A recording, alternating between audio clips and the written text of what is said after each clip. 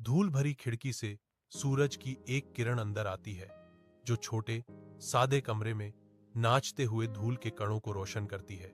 चित्रकार किशन एक पुराने कैनवास पर झुका हुआ है। उसके हाथ समय की थकान से खुदे हुए हैं।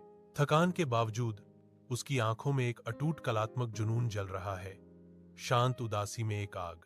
पास ही उसकी छोटी बेटी मिनी अपने फटे कपड़ों में एक टूटी हुई गुड़िया में खुशी पाती है।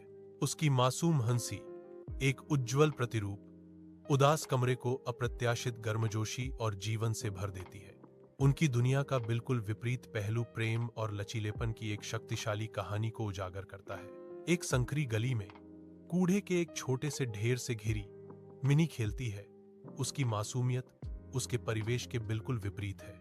उसकी आंखें आश्चर्य से चौड़ी एक पुराने टूटे हुए सुनहरे फ्रेम पर टिकी हुई हैं, जो छोड़ी गई चीजों के बीच एक खजाना है। जैसे ही वह सावधानी से फ्रेम उठाती है, खुशी की एक चिंगारी प्रज्वलित होती है।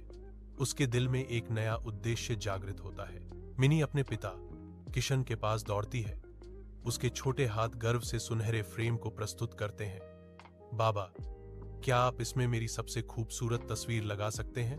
किशन उसकी मासूम गुजारिश पर मुस्कुराता है, लेकिन चिंता की एक छाया उसके चेहरे पर आ जाती है, क्योंकि उसके पास उसकी इच्छा पूरी करने के लिए कोई रंग नहीं है। सुबह की पहली सुनहरी किरणें छोटे से कमरे में घुसती हैं। जैसे ही मिनी जागती है, एक नरम चमक उसके चेहरे को रोशन करती है।